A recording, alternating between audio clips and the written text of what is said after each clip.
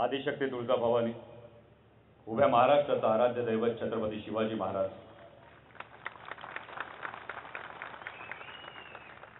Bharat Ratna doctor Babasaheb Ambedkar, Rajarshi Shahu Maharaj, Mahatma Phule आणि ज्यांनी प्रत्येक मराठी माणसाच्या उरात संघर्षाचा बाणा आणि त्याला ताठ मानेने उभं राहायला पाठीचा कणा दिला, ते हिंदू हृदय सम्राट शिवसेना प्रमुख बाळासाहेब ठाकरे यांच्या पवित्र स्मृतींना अभिवादन करतो।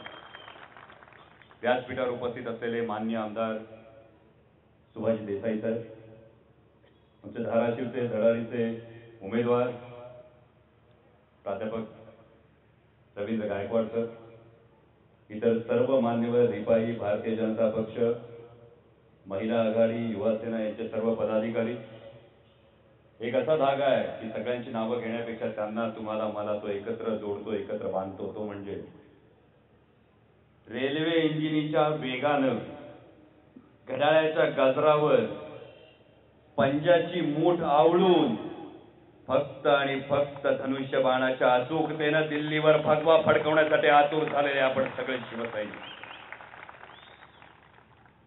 देशाची निवडणूक, स्थानिक प्रश्नांवर वेगळं बोलणार नाही, स्थानिक उमेदवारांवर फार भाष्य करावं अशी परिस्थिती नाही, कारण समोर काँग्रेसने उमेदवार दिलाय, त्यांच्या नावातच दास आहे, पण ते जनतेचे दास असते तर बरं वाटलं असतं, ते दिल्लीचे दास आहे आणि ते स्वतःच तुम्हाला विचारत फिरताय का मत,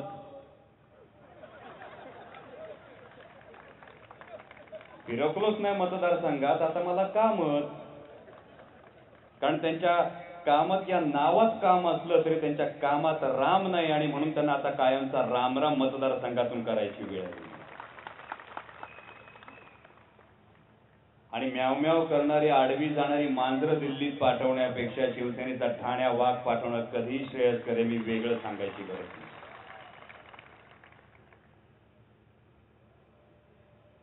आताच देसाई साहेब रेल्वे इंजिनाविषयी भरपूर बोलले, मला खरंच प्रश्न पडला होता, या निवडणुका जाहीर झाल्यापासून प्रश्न पडला होता, त्यांच्या नेत्यांविषयी काही बोलणार नाही, मोठे नेते, शेवटी एका पक्षाचे नेते, पण एक प्रश्न पडला होता की मुंबईकर कायम घड्याळात बघत बघत लोकलची वाट बघत कंटाळून जातात, बरोबर? हाताच्या इशाऱ्यावर कधी इंजिन थांबलेलं बघितलंय का? मुंबईकरांबरोबर उभ्या महाराष्ट्राला हा प्रश्न पडला की अचानक घड्याळाच्या गजरावर, हाताच्या इशाऱ्यावर रेल्वे इंजिन का धावायला लागलं? मध्यंतरी रवी सरांच्या प्रचारासाठी धाराशिवला गेलो होतो, तेव्हा आई तुळजाभवानीचं दर्शन घेतलं, तुळजाभवानीचं दर्शन घेतलं आणि तुळजाभवानीला साकडं घातलं, तुळजाभवानीला कौल लावला, म्हटलं आई आता दार उघड, दार उघड, कारण महागाई, बेरोजगारी आणि भ्रष्टाचाराचा त्रिशूळ माझ्या मराठी माणसाच्या छाताडात रुतलाय, युवकांच्या समोर भवितव्याचा अंधार दाटलाय, सर्वसामान्य माणसाचं जिणं मुश्किल झालंय, आई दार उघड। आणि महाराष्ट्रभर शिवसेनेच्या प्रत्येक सभेला जी अलोट गर्दी होते ती पाहून खात्री पडते की आईनं कौल दिलाय आणि विजयाचा कौल दिलाय। जेव्हा आपण मुंबई विषयी बोलतो तेव्हा या मुंबईची अवस्था या राज्यकर्त्यांनी कशी करून ठेवली ते पहा। आता महाराष्ट्र दिन येईल, 1 मे येईल, 1 मे आल्यानंतर उच्चारवाद सगळीकडे गाणी गायली जातील, सगळे अभिमानानं म्हणतील भीमथडीच्या तट्टांना या यमुनेचे पाणी पाजा, पण आतापर्यंत ही काँग्रेसची तट्ट जी यमुनेच्या पार गेलीत ना, त्यांनी दिल्लीश्वराचे पाय धुण्यातच फक्त धन्यता मानली हो। आणि दिल्लीश्वरांचे पाय धुण्यात धन्यता मानणाऱ्या या तट्टांना आता बाजूला सोडून दिल्लीच्याही काळजाचं पाणी पाणी करणारी, डरकाळी फोडणारा शिवसेनेचा ठाण्या वाघ आता दिल्लीत जाणं गरजेचं आहे। आज मुंबईच्या वेगळ्या समस्या आहेत, अनेक समस्या आहेत। मध्य रेल्वे, पश्चिम रेल्वे जी आपली जीवनदायिनी मानतो, ती 8-10 वर्षांपूर्वीच तिच्या अधिकतम क्षमतेपर्यंत पोहोचलेली आहे, पण मुंबईकरांच्या दळणवळणासाठी पर्यायी सुविधा उपलब्ध करून देण्यात केंद्राला स्वारस्य वाटलं नाही। जो वांद्रे वरळी सीलिंग झाला, सागरी सेतू झाला, त्याची मूळ कल्पना ही हिंदू हृदय सम्राटांची होती, पण या नतद्रष्टांनी तो झाल्यानंतर घाईघाई राजीव गांधींचं नाव त्याच्यावर चिकटवायचा प्रयत्न केला। तो झाला हे चांगलंच झालं, पण तो होत असताना एवढा का रखडला हा संशोधनाचा विषय। दिल्लीत मेट्रो होते ती दिल्लीतली मेट्रो किती कालखंडात पूर्ण झाली आणि मुंबईतली मेट्रो किती रखडली हा सुद्धा संशोधनाचा विषय आहे. मुंबईच्या अवस्थेने हापूस आंब्यासारखी केली, हापूस आंब्यासारखी. कोण येतो तो कापून खातो, कोण येतो तो चोखून खातो. मुंबई वासियांच्या हातात काय? सालपट आणि कोई. कुठल्याही शहराच्या ज्या पायाभूत सुविधा असतात, मुंबई आर्थिक राजधानी फक्त म्हणायचं, केंद्रीय अर्थसंकल्पामध्ये मुंबईच्या तोंडाला पानं पुसायची, रेल्वेच्या बजेटमध्ये मुंबईच्या तोंडाला पानं पुसायची. आज रेल्वेकडे जेवढी जागा आहे ना, या जागांमध्ये एक ट्रॅक जर वेगळा फक्त माल वाहतुकीसाठी टाकण्याची दूरदृष्टी यांनी दाखवली असती ना, तर देशातल्या वाहतुकीचं सर्वात स्वस्त साधन हे रेल्वे आहे. उगीच सांगायचं डिझेलचे भाव वाढले, टोल वाढले, त्यामुळे आपल्या येणाऱ्या जाणाऱ्या वाहतूक खर्चावर खूप भार वाढला, वाहतूक खर्च वाढला म्हणून महागाई वाढली, असं लटकं स्पष्टीकरण ते सत्तेत बसलेले वर्षानुवर्ष देतात. पण त्यांचंच सरकार वर्षानुवर्ष सत्तेत असताना माल वाहतुकीसाठी जर रेल्वेचा एक वेगळा ट्रॅक झाला तर हा वाहतूक खर्च आटोक्यात येऊन सर्वसामान्याला ग्रासणारी महागाई थोड्याफार प्रमाणात का आटोक्यात येईल याचा विचार करण्याची यांची तयारी नाही. आज मुंबईच्या सुरक्षेची काय अवस्था आहे? गोष्ट सांगतो. एक तरुण मुलगा होता, मुंबईत नोकरी करत होता, नवीन लग्न झालं, बायको आपली गावाकडची होती. लग्न झाल्यानंतर वाटलं सुखाचा संसार सुरू होईल. झालं 2-4 दिवस गेले, पोरगाची सुट्टी संपली, पोरगा कामाला गेलो. कामाला पोहोचतो नाही तर मोबाईल वाजला, पलीकडून बायको, अहो पोहोचलात का? हा म्हटलं हा पोहोचलो. परत दुपारी फोन, अहो जेवलात का? म्हटलं हा जेवलो. परत संध्याकाळी फोन, अहो निघणार कधी, पोहोचणार कधी? पोराला वाटलं बायको काय नशिबानं आपल्याला मिळाली, केवढं प्रेम करते बायको आपल्यावर. 2 दिवस, 4 दिवस, आठवडाभर, महिनाभर हेच चालू राहिलं. महिनाभरानंतर पोरगा एक दिवस वैतागलं, घरी येऊन बायकोला म्हणाला, अगं तू मला काय दूधखोळा समजते का? पोचलो का, जेवलो का, परत कधी येणार, रोज प्रत्येक गोष्टीचा फोन करायची काय गरज आहे? बायको शांतपणे उत्तरली, तुम्ही नोकरीला रोज जाता की नाही याविषयी शंका नाही, तुम्ही रोज व्यवस्थित जेवता की नाही याविषयी शंका नाही, तुम्ही नीट घरी परत येणार की नाही याविषयी शंका नाही. मनात फक्त काळजी हीच असते की तुम्ही घरी येण्याची जी वेळ असती त्या वेळेला मी कपाळाला कुंकू लावू की नाही. ही आज मुंबईच्या सुरक्षेची अवस्था. ज्या छत्रपती शिवाजी महाराजांचं आपण नाव घेतो ना, त्या छत्रपती शिवाजी महाराजांनी बलाढ्य असं आरमार उभं केलं होतं. महाराष्ट्राला 720 किलोमीटर लांबीचा समुद्र किनारा आहे. मुंबई जेव्हा हादरली, मुंबई जेव्हा शहारली, तेव्हा आलेली स्फोटकं, तेव्हा आलेलं RDX कुठून आलं हे मी वेगळं सांगायची गरज नाही. त्या किनाऱ्यावरून जी वाहतूक होऊ शकते, त्या किनाऱ्याकडून जो धोका सुद्धा निर्माण होऊ शकतो, त्या किनाऱ्याच्या संरक्षणासाठी छत्रपती शिवाजी महाराजांच्या आरमारात या 720 किलोमीटर लांबीच्या किनाऱ्याच्या संरक्षणासाठी 700 गलबत होती. किती? 700. आजही किनारा तेवढा ते 720 किलोमीटरचा. त्या किनाऱ्याच्या संरक्षणासाठी तटरक्षक दल जे असतं त्या तटरक्षणाची जबाबदारी केंद्र शासनाची असते आणि त्यासाठी यांच्याकडे फक्त 3 स्पीड बोटी, ज्यांना फक्त 4 तासाचं डिझेल दिलं जातं. कधी गेलात कोकणातच बघा की रत्नागिरीच्या समुद्र किनाऱ्यावर जाऊन महाराष्ट्राच्या समुद्र किनाऱ्याच्या संरक्षणासाठी तैनात असलेला केवळ आणि केवळ 3 स्पीड बोटी डिझेलच्या पुरवठ्या अभावी रत्नागिरीच्या धक्क्याला लागलेल्या असतात. ही तुमची सुरक्षितता. विचार करा. ही सुरक्षितता जर जे शासन तुम्हाला देत नसेल, ही सुरक्षितता देण्याचा जर त्यांचा विचार नसेल, तर अशा शासनाला सत्तेत आणि खुर्चीत बसण्याची संधी तुम्ही देणार? याचा एकदा विचार करा. आज देशापुढच्या अनेक वेगवेगळ्या समस्या आहेत. त्यांचे पंतप्रधान पदाचे उमेदवार येतात आणि सांगतात, हमें वोट दीजिए क्योंकि हम विकास करेंगे. अरे वर्षानुवर्ष केंद्रात आणि राज्यात तुमची सत्ता होती तेव्हा काय पाट्या टाकत बसला होता का गोट्या खेळत बसला होता? विकास केला ना यांनी, खूप मोठा विकास केला. शेती हा भारताच्या अर्थव्यवस्थेचा कणा आहे. 2001 पासून आजतागायत 2.5 लाख शेतकऱ्यांनी आत्महत्या केल्या. 2.5 लाख. ज्या राज्याचे कृषी मंत्री तिकडे बसलेले आहेत ना, त्याच महाराष्ट्र राज्यामध्ये 1,37,000 शेतकऱ्यांनी आत्महत्या केल्या. आज 6 महिन्याच्या लेकीपासून 60 वर्षांच्या माऊलीपर्यंत आमची आई बहीण सुरक्षित नाही, हा यांचा विकास? अहो, कल्याणच्या सुभेदाराची साडी चोळी देऊन पाठवणी करणाऱ्या आणि मोहिमेतही शत्रूच्या आया बहिणींना अभय देणाऱ्या छत्रपती शिवाजी महाराजांच्या हिंदुस्थानात दर 22 मिनिटाला एका स्त्रीचा उपमर्द होतो, हा यांचा विकास? आज 56% युवा पिढी आहे. एपीजे अब्दुल कलामांनी स्वप्न दाखवलं होतं 2020 साली याच युवा पिढीच्या ताकदीवर देश आपला जागतिक महासत्ता होऊ शकतो. या युवकांसाठी असलेली धोरणं दाखवा, या युवकांसाठी राबवण्यात आलेलं शैक्षणिक धोरण दाखवा. लॉर्ड मेकॉलेने इंग्लंडच्या राणीला पत्र लिहिलं होतं की या देशाच्या छाताडावर राज्य करायचं असेल तर फक्त आणि फक्त कारकून घडवणारी शिक्षण पद्धती अंमलात आणावी लागेल. इंग्रज निघून गेले, पण त्यांची कारकून घडवणारी शिक्षण पद्धती इथं सोडून गेली. आणि मूळ भारतीय संस्कृतीचं जे उद्दिष्ट होतं, आत्म्याची उन्नती, व्यक्तिमत्वाचा विकास, हे कधीच मागं पडलं. आज पोराला विचारलं का शिकतो, तो म्हणतो चांगली नोकरी मिळावी म्हणून शिकतो. चांगली नोकरी मिळाली चुकून तर चांगलं घर होईल, चांगलं घर मिळालं तर चांगली छोकरी मिळेल, इथं शिक्षण संपलं. त्याच्या पलीकडे जाऊन कधी विचारच नाही.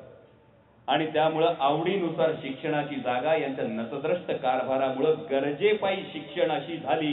आणि म्हणूनच आज जेव्हा नोबेल पारितोषिकं मिळतात ना, तेव्हा भारतीय वंशाच्या शास्त्रज्ञाला नोबेल पारितोषिक मिळालं हे तुम्हाला ऐकायला मिळतं, पण जन्मानं आणि कर्मानं सुद्धा भारतीय असलेल्या कुठल्या माणसाला नोबेल पारितोषिक मिळाल्याचं ऐकिवात येत नाही. बरं, यांची संरक्षण विषयक धोरणं बघा. मध्यंतरी घोषणा झाली, संपूर्ण देशी बनावटीची अरिहंत नावाची पाणबुडी आम्ही अस्तित्वात आणू. संपूर्ण देशी बनावटीचा अर्जुन रणगाडा आम्ही अस्तित्वात आणू.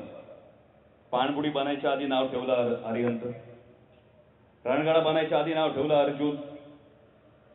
घोषणा विरलून गेल्या, आजही ती पाणबुडी नाही, आजही तो रणगाडा नाही. म्हणजे पहिल्यांदाच मला असं बघायला मिळालं, बारसं आधी झालं, बाळणपण व्हायचं अजून बाकी. ही यांची संरक्षण विषयक धोरण.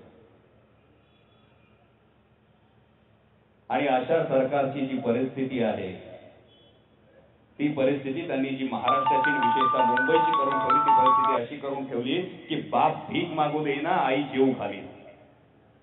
आणि म्हणून या महाराष्ट्रात, या मुंबईत छत्रपती शिवाजी महाराजांचा विचार जागवणं गरजेचं आहे. अनेक लोक येतील, अनेक सभा होतील, सभा होऊन मध्ये सांगतील नरेंद्रजी मोदी यांच्या नेतृत्वाखाली जर केंद्रात सरकार अस्तित्वात आलं, जे सांगतात ना त्यांच्यापैकी ते एक आपले आदरणीय कृषी मंत्री, त्यांच्याविषयी व्यक्तिगत काही बोलणार नाही, त्यांच्या सल्ल्याविषयी जरूर बोल. त्यांनी मध्यंतरी गमतीने एक सल्ला दिला होता, शाही पुसा आणि मतदान करा. मोठा माणूस, महाराष्ट्राचं मोठं राजकीय नेतृत्व, सल्ला पाळणार ना? पाळा, पण वेगळ्या पद्धतीने पाळा. गेल्या वेळी चुकून जी बोटावर काँग्रेसच्या नावाने शाही लागली होती ना, ती पुसा आणि मतदान फक्त आणि फक्त धनुष्यबाणाला करा. हा त्यांचा सल्ला पाळा. ज्या छत्रपती शिवाजी महाराजांचं तुम्ही आम्ही नाव घेतो, त्या छत्रपती शिवाजी महाराजांनी या भूमीत 350 वर्षांच्या परदास्याच्या शृंखला तोडून हिंदुत्व जागवलं होतं. आज हे म्हणतात हिंदुत्वाचा देशाला धोका आहे. अहो, तिरंग्यातला सगळ्यात वरचा रंग सुद्धा भगवा आहे. आणि जर मस्तक कापलं गेलं तर धडाला अर्थ उरत नाही, हे आम्ही वेगळं सांगायची गरज नाही. आणि म्हणून छत्रपती शिवाजी महाराजांचा विचार जागवणं गरजेचं. महाराजांनी तुम्हाला आम्हाला शिकवलं, जे हिंदू हृदय सम्राटांनी आपल्या आचरणात तंतोतंत पाळलं, ते म्हणजे राष्ट्रीयत्वाकडे जाणारं हिंदुत्व.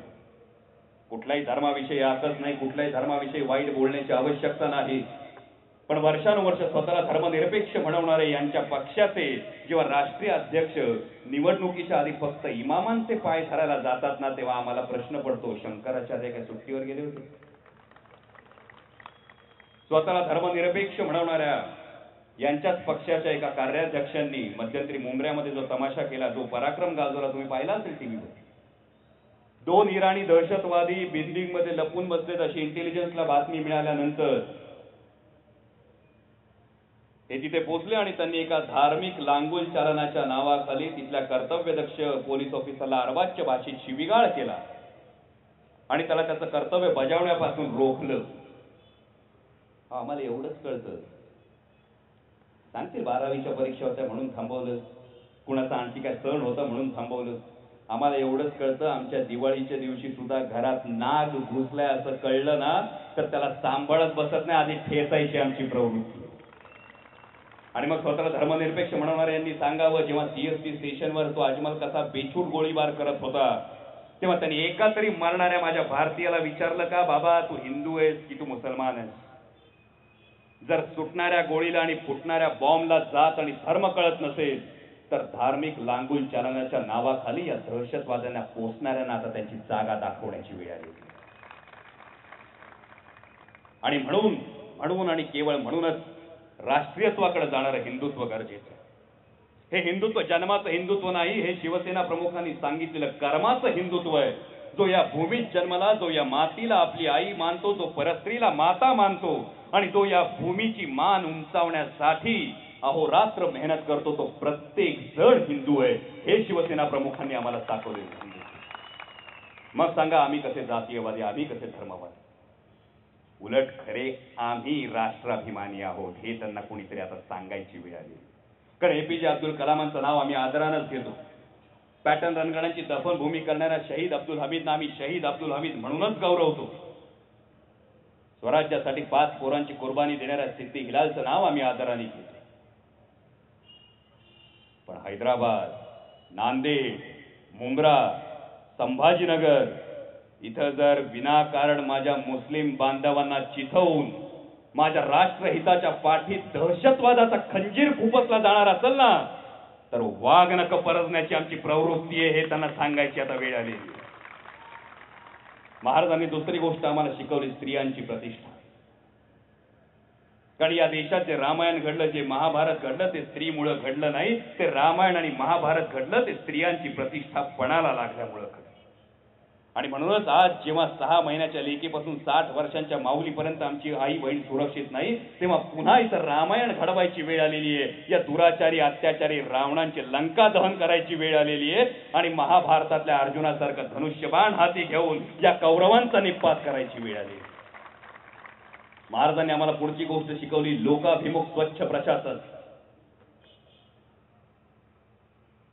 आज बघा कुठलेही घोटाळ्यांचे आकडे बघा,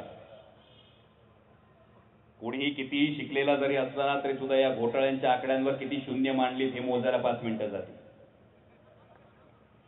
म्हणजे तुकोबरायांनी म्हटलं होतं, फोडिले भांडार धन्याचा हा माल, फोडिले भांडार धन्याचा हा माल, मी तो हमाल भार वाही. आता यांची करणी बघून म्हणायची वेळ आलेली आहे, लुटिले भांडार जनतेचा हा माल, मी तो मालक बारमाही. अशी यांनी परिस्थिती आणून ठेवली. आणि म्हणूनच स्वतःला आलेले नजराने स्वतःच्या नाही तर स्वराज्याच्या खजिन्यात जमा करणाऱ्या छत्रपती शिवाजी महाराजांचा विचार जागवण्याची वेळ आली. महाराजांनी पुढची आम्हाला गोष्ट शिकवली, रयतेचं कल्याणकारी राज्य. विचार करा, वर्षानुवर्ष सत्तेत असलेल्या या सरकारनं काय केलं सर्वसामान्य रयतेसाठी. परवा त्यांनी एका पुलाचं उद्घाटन केलं. जेव्हा युती शासनानं 52 उड्डाण पूल बांधले तेव्हा पुलाखाली राहणाऱ्या सर्वसामान्य जनतेसाठी शिवशाहीचा प्रकल्प राबवून त्यांच्या निवाऱ्याची सोय केली होती. आज यांनी पूल बांधल्यानंतर पुलाखालचा माणूस कुठं चाललाय याचा यांनी विचार करायची वेळ आली. गेल्या 10 वर्षात महागाई 300% वाढली. एक तरी माईचा लाल दाखवा ज्याचं उत्पन्न 300% वाढलं.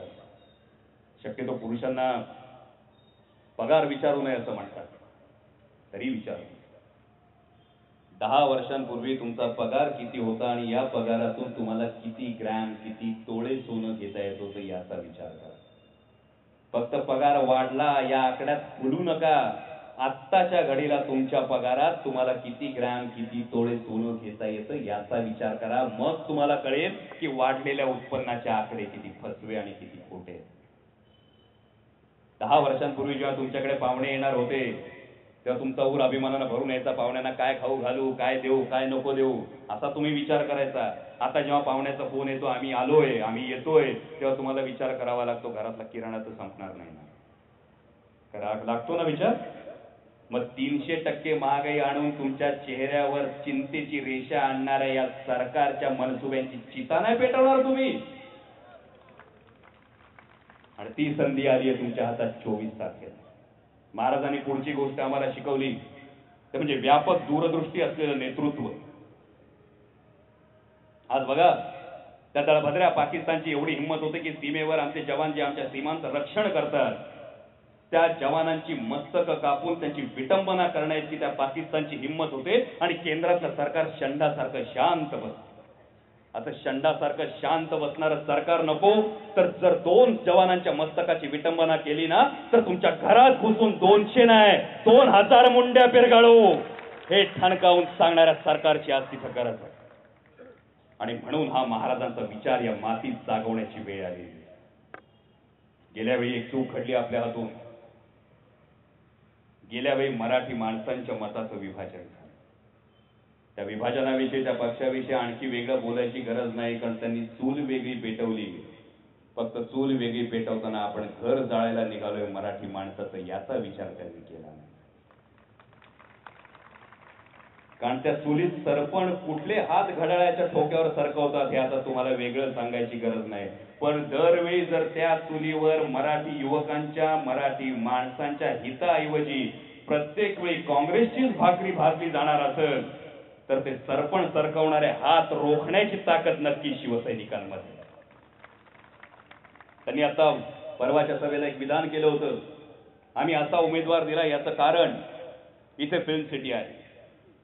फिल्म सिटीचं धोरण हे केंद्राकडून ठरलं जातं. बाकी सगळ्या राज्यांमध्ये जेव्हा फिल्म सिटी असते ना तेव्हा त्या फिल्म सिटी मधलं तिथली स्थानिक भाषा त्यानंतर राष्ट्रभाषा आणि त्यानंतर आंतरराष्ट्रीय भाषा अशा 3 स्तरांवर कुठल्याही चित्रनगरीचं धोरण ठरणार असतं. 7 वर्ष तुम्ही मुंबईतच आहात ना या मुंबईत असताना तुम्हाला या धोरणाविषयी कधी बोलावं असं वाटलं नाही. 7-8 वर्षामध्ये तुम्हाला कधी एक विधायक कार्यक्रम माझ्या महाराष्ट्राच्या युवकांसाठी मराठी माणसासाठी देता आला नाही. डॉक्टर आहे म्हणून सांगतो मला एवढं कळतं. माझ्या माता भगिनी सांगतील 9 महिन्यांमध्ये एक नवीन जीव आपण जन्माला घालू शकतो ना. 8 वर्षात ब्लूप्रिंट कशी जन्माला घालता येत नाही ह्याचं उत्तर मला मिळत नाही. मग यांच्याविषयी आणखी वेगळं काय बोलायचं आणि कशासाठी बोलायचं. म्हणून 3 तारखेला कदाचित इथे सभा झाली असेल. मनगटाची हाडं दुखेपर्यंत टाळ्या वाजवल्या असतील. करमणुकीच्या भाषेला मनगटाची हाडं दुखेपर्यंत टाळ्या वाजवण्यापेक्षा आता एकमुठीनं एकजुटीनं त्या मराठी मनगटातली ताकद दाखवून द्या आणि शिवसेनेचा ठाण्या वाघ आणि वाघच दिल्लीत पाठवा. जाता जाता फक्त एकच सांगतो. ध्यास आहे भगवा आणि स्वप्न आहे शिवशाहीच. ध्यास आहे भगवा आणि स्वप्न आहे शिवशाहीच. वेग आपला वायूचा आणि पाडबळ मराठी माणसाचा. मतभेद फाटाफूट तर केव्हाच काढून टाकले. मतभेद फाटाफूट तर केव्हाच काढून टाकले. लोक कल्याणासाठी तर शिवबंधन मनगटी बांधले. मार्गाचा आपल्या येईल तो संपला तर तो पाहिजे. मग काळ आला तरी तेव्हा मागे नाही हटायचे. घेतला धनुष्यबाण हाती घेतला धनुष्यबाण हाती अशक्य आता काहीच नाही. संपली प्रतीक्षा सैनिकांनो भगवं वादळ दूर नाही. भगवं वादळ दूर नाही. आणि म्हणूनच आदरणीय हिंदू हृदय सम्राट शिवसेना प्रमुखांचं स्वप्न अस्तित्वात आणण्यासाठी महाराजांचा हा भगवा दिल्लीच्या तख्तावर फडकवण्यासाठी जीवाचं रान करा. आणि ते येतील त्याच्या सोबत ते येणार नाहीत त्यांच्या शिवाय आणि जे आडवे येतील त्यांच्या छाताडावर पाय देऊन हा भगवा दिल्लीच्या तख्तावर फडकवा. जय हिंद जय महाराष्ट्र.